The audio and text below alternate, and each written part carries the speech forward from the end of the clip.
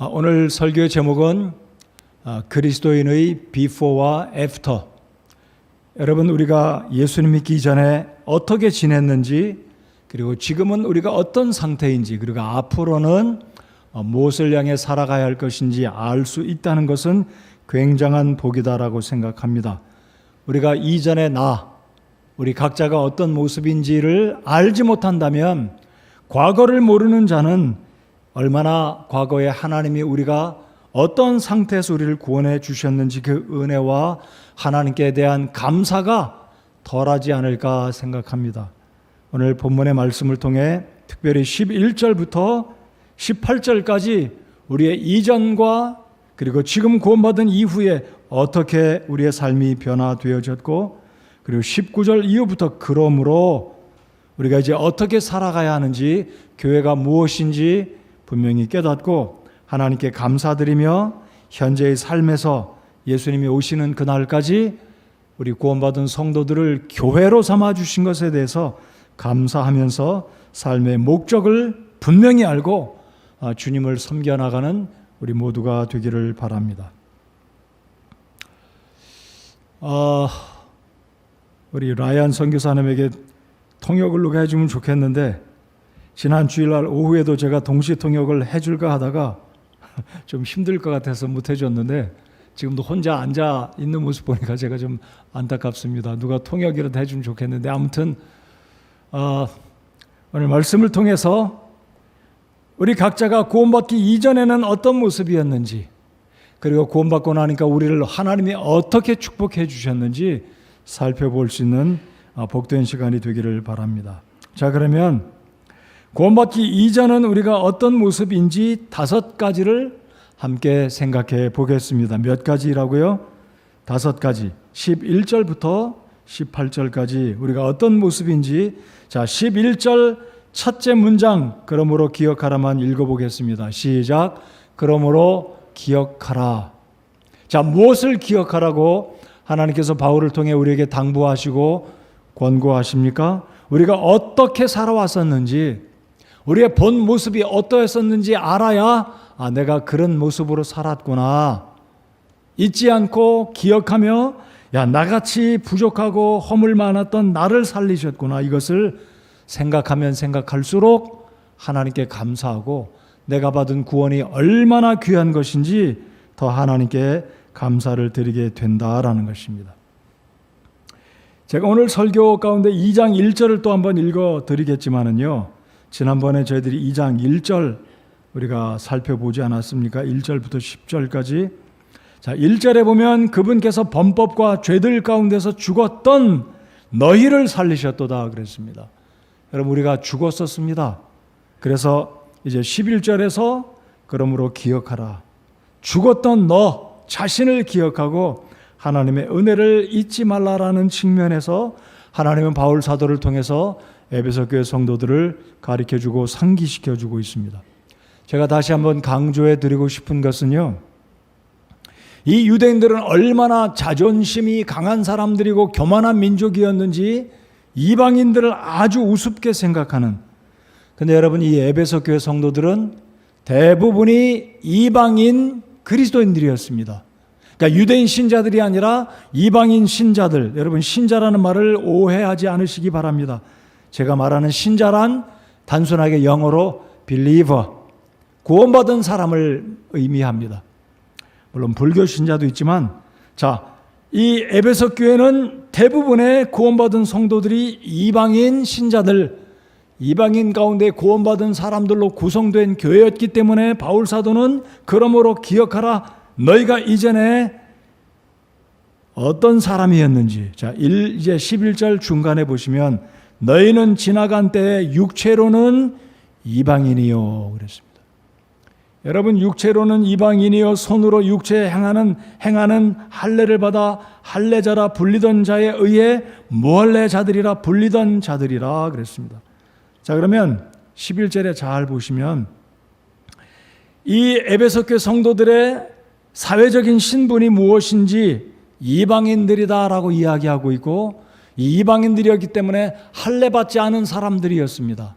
할례를 모르는 자들, 그래서 유대인들 측면에서는 무할례자들이다라고 불려지던 자들이었다는 거죠. 여러분, 유대인들이 생각할 때 무할례자들은 무식한 자들, 성별되지 않은 자들, 더 강조해서 표현하면 더러운 자들이다라는 의미다라는 거죠. 세상과 구별되지 않고 세상과 더불어서 살아가는 상종하지 못하는 자들, 무할례자들이다라는 것입니다. 자, 그러면 첫 번째로 이 에베소 교회 성도들과 저 여러분은 우리가 기억해야 될 것은 첫 번째로 12절 상반절을 꼭 기억하시기 바랍니다. 너희는 그리스도 밖에 있었고 예수님과 상관이 없는 자들이다라는 것입니다. 여러분, 성경에 종종 표현되어지는 것이 그리스도 안에 있는 자들, 주 안에 있는 자들, 바울 서신의 서신을 보면 주 안에 있는 자들에게 문안하라라고 그랬습니다. In Christ, 주님 안에 있는 자들을 가리켜서 구원받은 성도들이다, 하나님의 백성들이다라고 이야기하고 있기 때문입니다. 자, 그래서 바울 사도를 통해 하나님께서 저와 여러분에게 그리고 에베소 교회 성도들에게 가르쳐 주시는 첫 번째 것은 우리는 과거에 그리스도 밖에 있던 자들이다라는 것입니다. 13절을 비교해 보시면 13절에 한때 멀리 떨어져 있던 너희가 누구와 떨어져 있었습니까? 그리스도와 상관이 없는 하나님으로부터 멀리 떨어져 있는 하나님으로부터 분리되어 있던 자들이다라는 것입니다. 맞습니까? 우리는 그리스도와 상관이 없는 삶을 살았었습니다. 천국에 대해서 소망이 없던 자들이었습니다. 그러나 하나님께서 그 아들 예수 그리스도의 보혈을 통해 우리들을 구원해 주심으로 이제는 주님 안에 구원받은 하나님의 자녀로 삼아 주셨다는 이 놀라운 사실. 자, 이제 두 번째로 그리스도 밖에 있었을 뿐만 아니라 방금 말씀드렸던 이 11절에서 언급하는 이방인들이었다라는 것입니다. 자, 그래서 12절에 보면 외인들이다라고 말합니다. 외인들, 바깥의 사람들이다라는 거죠. 여러분, 영화 제목에 보면 에일리언이라는 영화 있습니다. 저도 본 기억이 있는데요. 에일리언, 여러분이 정확하게 외인들이란 말은 에일리언이라는 겁니다. 외부의 사람들. 영화 제목은 외부에서 온, 저 대기권 바깥의 먼 우주에서 온 이상한 사람이 아니고 이상한 무엇이다라는 거죠. 외계인, 에일리언. 여러분, 우리를 가리켜서 에일리언이라고 표현한다면 얼마나 좀 이게 부담감 되겠습니까? 외계인이다라는 거죠. 그러니까 유대인들이 볼 때는 이방인들은 외인들이었습니다. 하나님과 상관이 없는, 성경에 약속된 축복들과는 거리가 먼 그런 사람들이다라는 것입니다. 자, 그래서 저는 이렇게 생각해 봤어요. 그리스도 밖에 있었고 플러스 외인들, 에일리언이다, 이 의미는 두 번의 왕따다라는 거죠. 한 번 왕따 당하는 것도 섭섭하고 서러운 판인데 두 번씩이나 그리스도 밖에 있다, 외인들이다 라고 하나님은 구원받기 전에 우리의 삶을 가리켜서 그렇게 알려주고 있는 겁니다. 우리가 외인들이었다는 겁니다. 그리스도 밖에 있었다는 겁니다. 자, 그래서 방금 제가 읽었던 에베소서 2장 1절에서 범법과 죄들 가운데서 죽었던 너희를 살리셨다. 여러분, 이렇게 한번 상상해 볼까요? 내 사랑하는 아들, 딸이 죽었습니다. 오늘도 제가 열왕기하 말씀을 읽는 가운데 수넴의 여인 아들이 죽었습니다. 그 나이가 들은 이 여인에게 엘리사가 얼마 안 있으면 내가 자식을 낳을 것이다 그랬을 때 수넴 여인은 믿지 않았습니다. 근데 하나님의 사람이 말한 그대로 아들이 태어났어요. 근데 이 아들이 얼마 안 있다가 어린 나이에 죽었습니다. 이 수넴 여인은 멀리 사람을 보내서 엘리사를 초청해서 엘리사를 통해 그 죽은 아들이 살아나는 축복을 경험했을 때 얼마나 기뻤겠습니까? 여러분 상상이 가십니까? 여러분이 사랑하는 자녀들이 죽었습니다. 근데 죽었지만 21세기의 의학적인 힘으로는 살릴 수가 없는데 하나님의 은혜로 다시 살아났다고 생각해 보십시오. 죽은 내 딸이, 내 아들이 살아났다. 얼마나 기쁘겠습니까? 여러분, 우리는 죽었다가 살아난 자들입니다. 우리 하나님께 감사하십시다. 바로 이걸 알 때 내가 받은 구원이 얼마나 감사한 것인지, 내가 만약에 살아나지 못했다면 또다시 죽을 것입니다. 한 번 태어난 사람은 두 번 죽고 두 번 태어난 사람은 한 번 죽는다라는 이야기 알고 계시죠? 거듭난 사람은 다시 죽지 않습니다. 자, 그래서 바울은 이 말씀을 통해서 우리가 구원받기 전에는 죽었던 자들이다 2장 1절에서 말하고 있을 뿐만 아니라, 그리고 오늘 읽은 이 12절 13절에서 그리스도 밖에 있었고 외인들이었다라는 사실. 그래서 여러분, 다시 이 유대인들이 이 이방인들을 어떻게 생각했냐면 이런 말도 있습니다. 유대인들은 심지어 이방인들, 저와 여러분을 가리켜서, 지금 이 시대는 그럴지 모르겠습니다마는 성경 시대, 바울 시대는 이방인들은 지옥불에 연료로 쓰려고 이방인들은 태어났다, 하나님이 이방인들을 창조했다라고까지 말을 했다고 합니다. 얼마나 지독한 경멸의 말입니까? 이방인들은 지옥의 불쏘시개로 쓰려고 하나님이 창조했다. 사실 그런 구절은 성경 어디에도 없습니다. 그러니까 유대인들은 그만큼 착각하고 자만하고 교만에 빠져서 이 이방인들을 아주 그렇게 하찮게 생각했다는 겁니다. 그래서 이방인의 산모가 아기가 태어나면, 아기가 태어나려고 막 산통을 겪을 때 도와주는 것조차 합법적이지 않았다라고 이야기했습니다. 왜 그랬을까요? 이방인 산모가 아기를 낳으려고 산통을 겪을 때 도와주는 것 자체를 합법적으로 간주하지 않았다라는 겁니다. 왜 그랬습니까?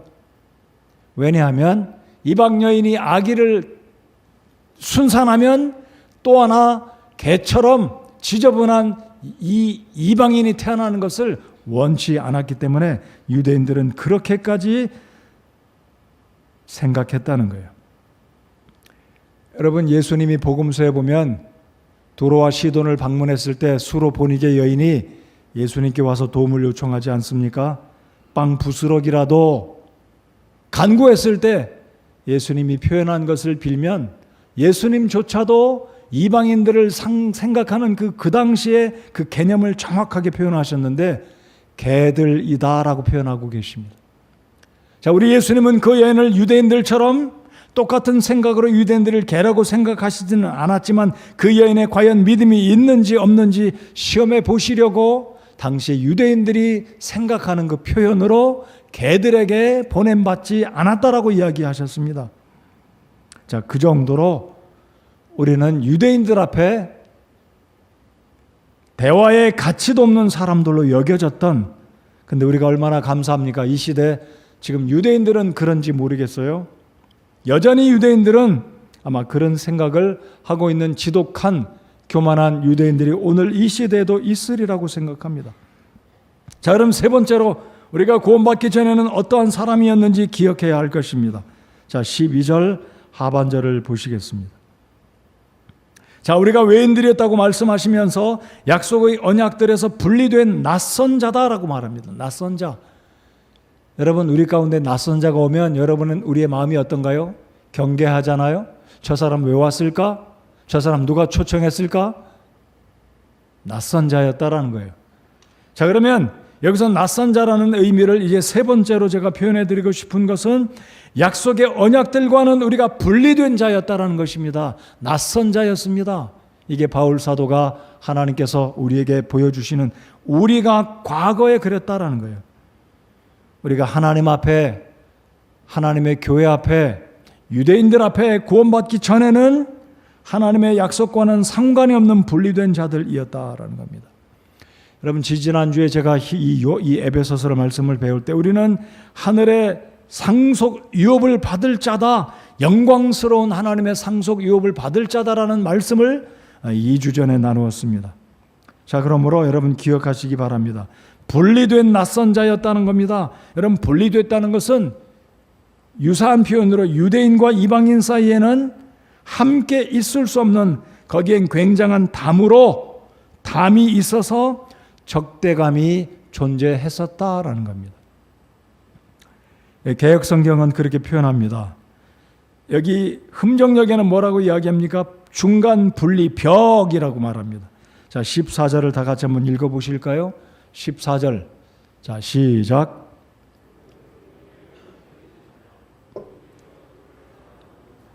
우리 사이의 중간 분리벽을 허무시고 이 벽에 대해서 좀 흥미로운 말씀을 한번 드려볼까요?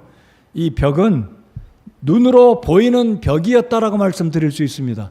실제적인 공간에 벽이 있었다라는 거예요. 접근하지 못하는 경계가 분명히 있었다는 겁니다. 여러분, 예루살렘에 가면 헤롯 당시에 이방인의 뜰이 있었습니다. 그러니까 이 헤롯이 유대인들의 환심을 사기 위해서 스룹바벨의 성전이 무너진 그 이후에 다시 성전을 복원해서 확장시켰습니다. 그리고 그곳에 이방인의 뜰을 만들어 두었는데, 예루살렘 성전에 가시면 제사장의 뜰이 있고 두 번째 뜰이 있는데 그 뜰은 이스라엘의 뜰이다라고 부르는 게 있습니다. 그리고 세 번째 뜰이 있는데 그 뜰은 여인들의 뜰이었습니다. 그러니까 솔로몬 성전은 이런 뜰이 있지는 않았지만 헤롯 시대 그리고 예수님 시대에는 예루살렘 성전에 세 개의 뜰이 있었다라는 거예요. 레위 지파나 제사장들이 있는 제사장의 뜰이 있었고, 이스라엘 사람들이 거하는 뜰이 있었고, 그리고 이스라엘 사람들 가운데 여인들의 뜰이 있었다라는 것입니다. 그러면 여기 지금 막혀있는 중간의 벽이라는 의미는 무엇이냐면, 이 이스라엘 사람들, 제사장과 이스라엘의 뜰과 여인들의 뜰에서 5개의 계단을 내려와서 벽을 하나 사이에 두고 거기에는 이방인들이 성전을 바라볼 수 있는 공간이 있었다라는 것입니다. 자, 그러니까 이 이방인의 뜰은 제사장들보다, 이스라엘 백성들이 거하는 성전의 뜰보다, 이스라엘 여인들이 거하는 성전 안에 있는 뜰보다 낮은 위치에서 성전을 올려다 볼 수는 있었다는 거예요. 자, 그런데 그 벽에는 이런 팻말이 당시에 바울 사도 시대 때 이런 팻말이 붙어 있다는 겁니다. 약 1.5m의 높이로 쌓인 벽에 일정한 간격마다 이런 글귀가 써 있었다라고 말합니다. 그것도 2개의 언어로, 헬라어와 라틴어로 기록되어 있기를, 침입자는 처형한다 라는 문구가 분명하게 이방인의 뜰과 그리고 이스라엘 백성들이 거하는 성전의 조금 높은 뜰을 사이에 둔 1.5m의 성벽에 이런 문구가 써 있어서 이방인들은 절대로 이 뜰을, 이 벽을 넘어서서 제사장의 뜰이나 여인의 뜰이나 또 이스라엘 사람들이 거하는 성전의 뜰에 넘어갈 수가 없었다는 겁니다. 그래서 역사학자 요세푸스가 쓴 2권의 책, 유대 고대사와 유대 전쟁사에 보면 이 장벽에 대해서 명확하게 이야기해 두고 있습니다. 그런데 흥미로운 것은 1871년과 1935년도에 2개의 석판으로 발견된 헬라어 경고문이 발견됐는데, 이 경고문 가운데 하나는 이스탄불의 박물관에 보관 전시되어 있다고 합니다. 근데 그 문구는 아까 읽어드린 문구보다 좀 길어서 이런 글귀가 적혀 있습니다. 어떤 외국인도 성전 주위의 장벽 및 경내에 들어올 수 없다. 누구든 그렇게 하다가 잡혀 그 결과 사형을 당하면 그것은 오로지 자신의 잘못이다 라는 문구가 써 있다는 거죠. 자, 그러니까 이와 같은 역사적인 이 솔로몬 성전은 아니었지만 중건된, 새로 보수된 신약시대에 존재하고 있던 예루살렘에 있던 성전에는 이방인들과 유대인들을 구분하는 이런 벽이 분명히 실존하고 있었다라는 겁니다. 자, 그러면 이 에베소서 2장에 오늘 읽은 이 14절에 여기 있는 이 벽은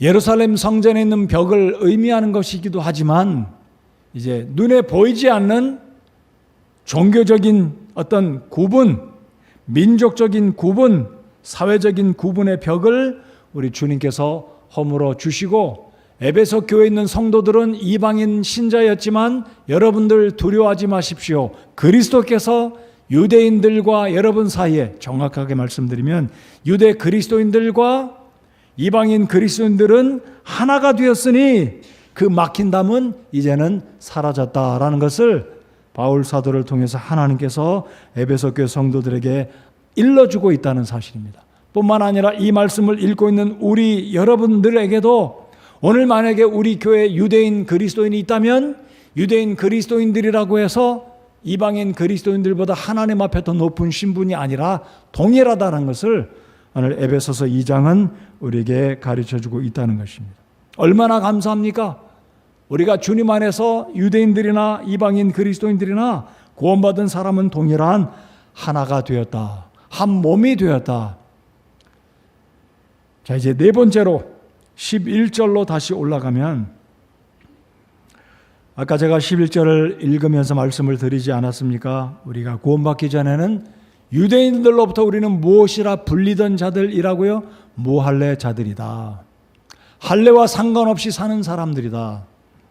여러분, 이 할례는 유대인들이 굉장히 자부심을 가지고 살아가는, 그들이 육체 가운데 지니고 있는 백성들로, 이스라엘 백성들로 하나님께 구별되어진 외적인 표식으로 삼고 있는 것입니다. 여러분, 할례의 진정한 의미는, 할례가 구원을 주는 것은 아니지만 이 할례라는 것은 하나님께 구별되어진 성별된 백성이다, 성별된 삶을 사는 자들이다라는 의미가 있다는 것입니다. 근데 유대인들은 이방인들 보면 할례 받지 않는 저 무식한 사람들, 세속화된 사람들, 멸망의 자식들, 이렇게 무시하게 된, 그래서 이들은 노골적으로 무할례자들이라고 부르는 그 의미 속에는 지옥의 자식들, 거룩하지 못한 불순한 자들, 타협하는 자들, 세상의 세속에 물들어 사는 자들이다라는 불경의 의미로 불렀던 용어다라는 것입니다. 그러니까 우리를 바라볼 때 유대인들은 아주 무할례자들, 무식하고 더럽고 불경건하고, 자, 그렇다면 유대인들은 어떻습니까? 유대인들은 낫나요? 바울 사도의 서신들을 보면 오직 예수 그리스도의 보혈을 통해 구원받은 자들이 정결하고 하나님 앞에 의로운 자들이 되었지, 할례를 받는다고 해서 그들이 죄가 용서받거나 거룩하게 되는 것이 아니라고 바울 사도가 이야기한 구절이 있음을 우리는 압니다. 자, 아무튼 우리는 이와 같은 무할례 자들이었습니다. 유대인들 앞에는 참으로 그런 사람들이었다라는 겁니다. 다섯 번째로 12절 하반절을 또 보시겠습니다. 자, 12절 하반절에 보면 우리는 세상에서 무엇도 없는 자들이라고 말하고 있습니까? 소망도 없는 자들. 자, 그러면 이제 여러분 소망이 있으신가요? 어떤 소망이 있으신가요? 여러분, 우리가 가지고 있는 소망 가운데 가장 귀한 소망, 영원한 소망, 진정한 우리에게 기쁨이 되는 소망이 있다면 그게 무슨 소망일까요? 내 죄가 용서받고 장차 예수님이 오시면 우리는 천국에 들어간다. 하나님께서 나를 위해서 천국의 처소를 예비하셨다는 이 놀라운 소망이 우리 모두에게 있음으로 인해서 우리 하나님께 감사와 찬양을 올려드립시다. 바로 우리는 이전에 소망이 없던 자들이었어요. 소망이 없다는 의미는 절망적입니다.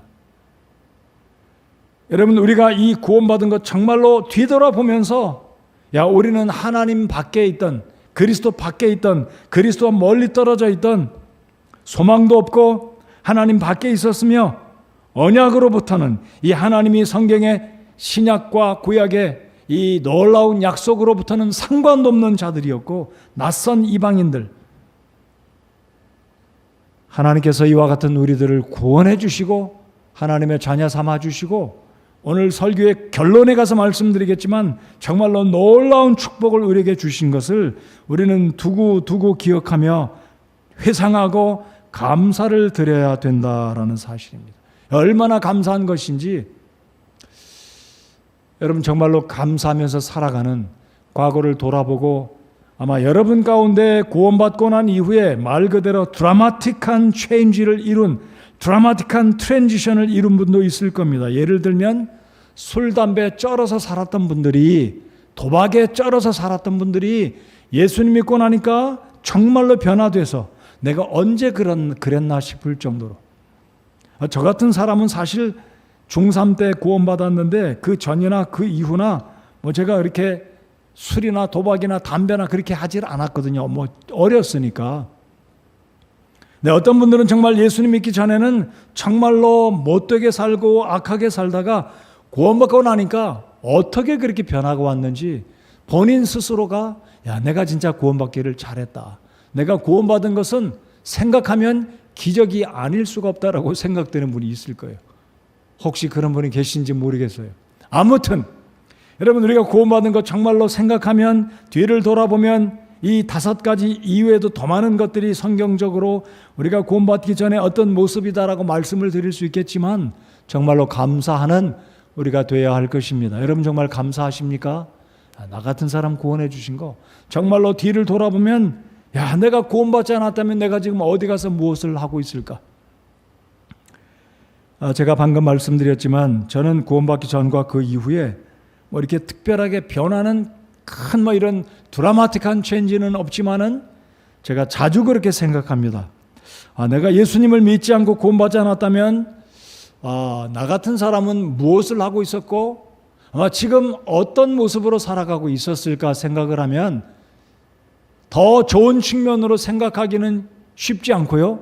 더 어려워졌을 것이다. 천국에 대한 소망이 당연히 없겠고요. 얼마나 암울하고 안타깝게 살아가고 있었겠습니까? 근데 저와 여러분들 우리 하나님께 감사합시다. 우리가 구원받기 전에는 죽었었고 하나님과 연관이 없었고 소망도 없었던 하나님의 언약의 약속과 상관없는 이런 자들이었지만 하나님께서 우리를 구원하신 이 사실은 얼마나 감사한지 우리 다시 한번 감사하고 이제 구원받은 이후의 모습을 살펴보도록 하겠습니다. 자, 이제 13절부터 18절까지 이제 구원받은 이후의 모습을 좀 빨리빨리 한번 살펴보겠습니다.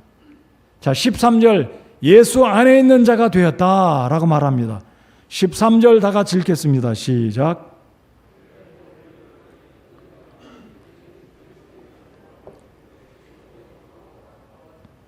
예수님 안에서 그리스도의 피로 가까워졌느니라. 예수님 안에 있으신가요? 그리스도 안에 계십니까? 우리는 그리스도 안에 있는 자가 되었다는 사실로 인해서 감사하고 확신하며 살아가는 하나님의 백성들이 되어야 할 것입니다. 나는 주님 안에 있다. 자, 그런데 여러분 13절을 잘 보시면 한글이나 영어에는 그러나라는 단어가 없어요. 13절 한때 멀리 떨어져 있던 너희가, 그러니까 11절 12절에서는 어떠했었다라고 이야기하고 있는데 한때 멀리 떨어져 있던 이 문장 속에 헬라어 원어는 그러나라는 단어가 들어있습니다.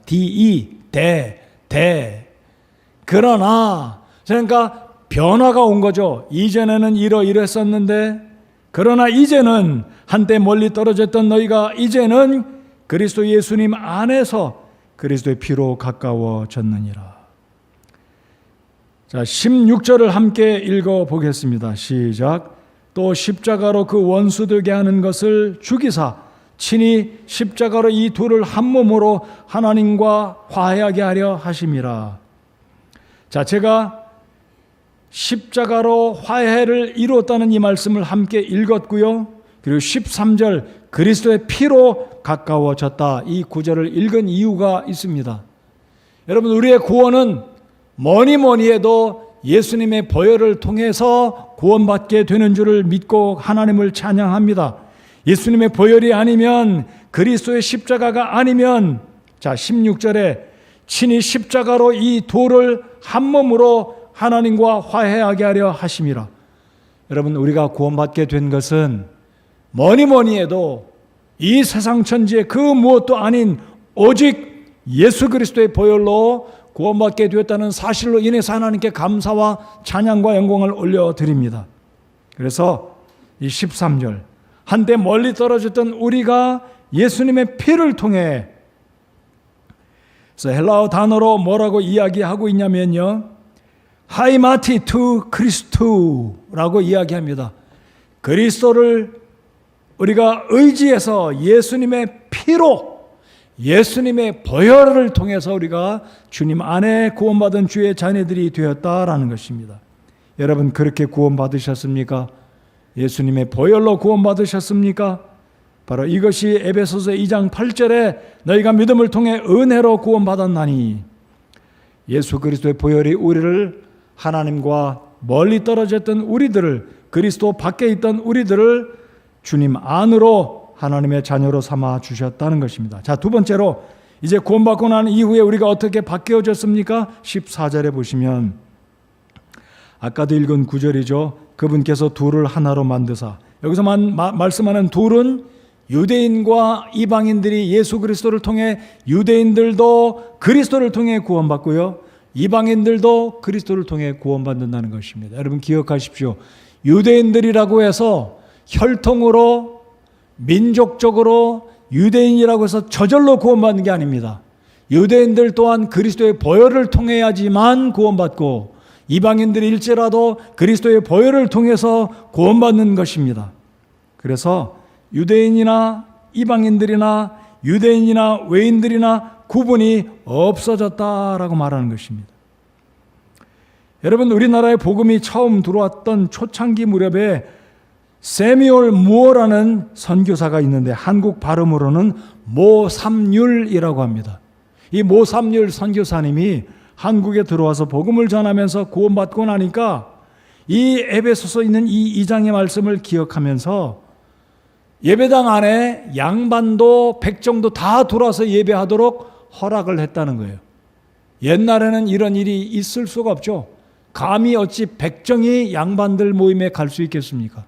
근데 그리스도 안에 유대인이나 이방인이나 하나가 됐다는 이 말씀, 오늘 14절 그분께서 둘을 하나로 만드셨다는 이 말씀을 기억하고 백정도 양반도 그리스도 안에 구원받으면 형제다라는 사실을 인식하고 예배당에 누구나 다 들어서 예배를 하게 했다는 거예요.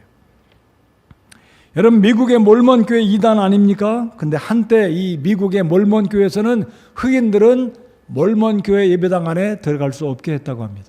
이단이긴 하지만. 자, 아무튼 자, 오늘 이 말씀을 기억하면 이제는 우리가 구원받았기 때문에 유대인이나 외인이나 이방이나 구분이 없게 됐다는 사실로 인해서 우리 하나님께 감사하는 저와 여러분이 되시기 바랍니다. 자, 세 번째로 이제 우리가 15절로 17절을 보면 새 사람이 되었고 하나님과 화평과 화해를 이루게 되었다라는 것입니다.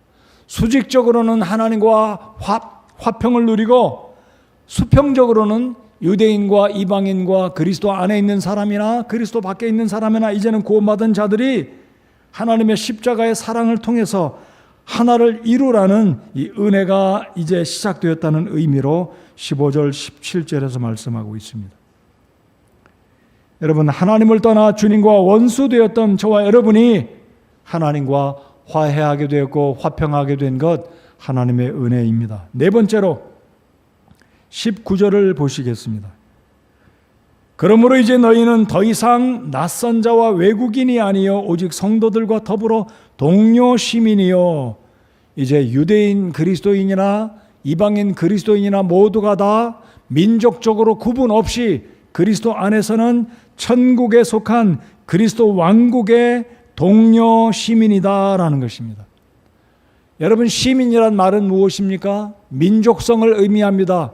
국가에 속한 그분의 그 사람의 신분을 말합니다. 자, 우리 그리스도인들은 구원받았기 때문에 이제 외국인도 아니요 낯선 자도 아니요 오직 성도들과 더불어 그러니까 에베소 교회에 있는 성도들은 유대인 그리스도인들이나 이방인 그리스도인들이나 성도들과 더불어 하나님 나라의 그리스도 왕국의 동료 시민이 되었다는 것입니다. 여러분 우리가 주님 안에서 한 백성이 됐다는 사실을 감사하시기 바랍니다. 한 가족이 된 것입니다. 다섯 번째, 우리가 구원받고 난 이후에 구원받고 난 이후에 다섯 번째는 이제 19절 하반절에 보시면 우리가 하나님의 집안에 속한 자들이다라는 말입니다. 아마 장로교회나 감리교회 성도들은 권속이란 말을 많이 써요. 권속이다. 그래서 다른 번역에 보면 권속이라는 단어가 나오는데 권속이란 말은 하나님의 가족이다라는 의미입니다. 여러분 그래서 우리 침례 교도들은 특별히 형제 자매라는 표현을 잘 씁니다. 이것이 참 아름다운 표현이고 성경적이라고 믿습니다. 여러분 우리가 주님 안에 구원받은 성도들은 한 지체요 한 가족이 되었다고 믿으시기 바랍니다. 바로 이것이 구원받은 사람들의 하나님이 우리에게 새로 주시는 특권의 신분, 이 놀라운 신분을 하나님이 우리에게 허락해 주셨다는 것입니다. 여섯 번째는 결론과 어찌 보면 오버랩되는 반복되는 의미이긴 하겠지만 20절을 보시면, 자, 20절을 다 같이 읽어보겠습니다. 자, 그러면 20절에서 무엇을 말하고 있는지, 구원받은 사람들이 어떤 변화를 이루고 있는지 20절을 읽고 함께 이 의미가 무엇인지 대답해 보겠습니다. 자, 20절 같이 읽겠습니다. 시작. 또 사도들과 대언자들의 기초 위에 세워진 자들이니라. 예수 그리스도께서 친히 으뜸 모퉁이 돌이 되시나니. 자, 그러면 20절에서 구원받은 저와 여러분이 20절에 의하면 어떤 신분을, 어떤 상태가 되었다고 이야기하고 있는 것입니까? 사도들과 선지자들, 사도들과 대언자들이 기초 위에 세워진 자들이다. 우리가 무엇이라는 겁니까? 건물이라는 것이지 않습니까? 그럼 어떤 건물이라는 건가요? 교회라는 것입니다.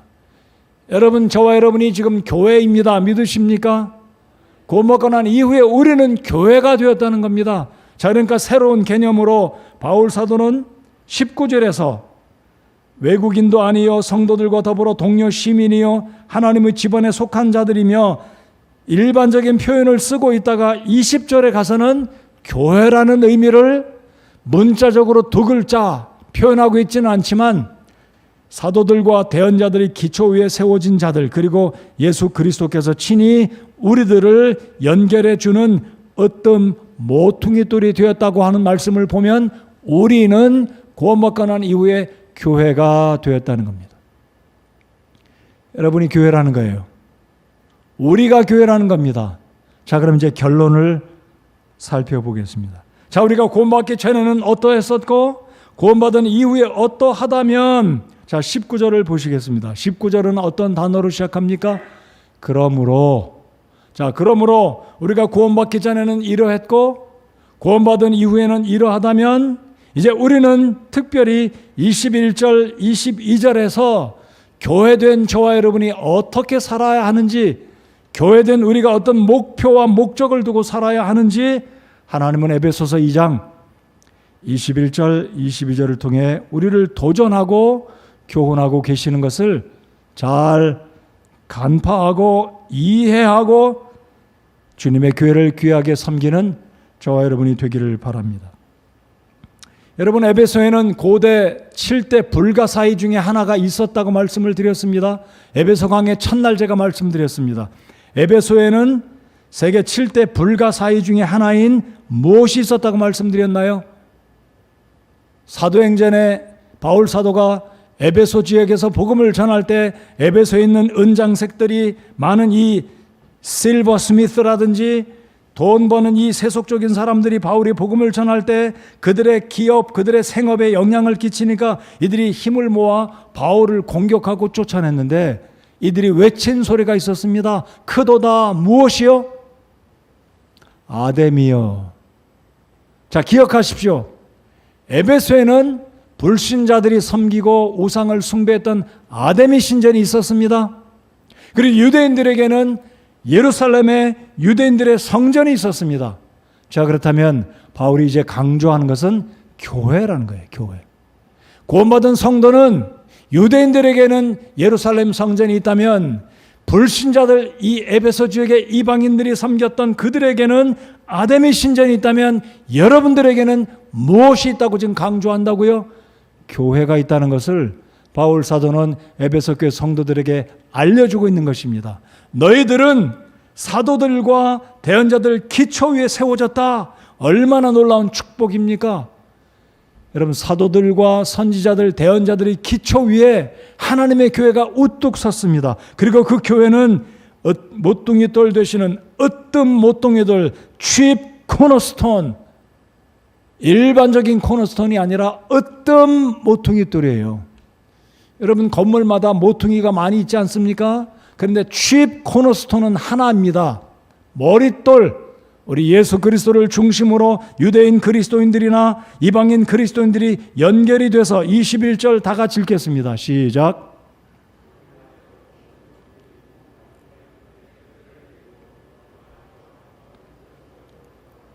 핵심이 이겁니다.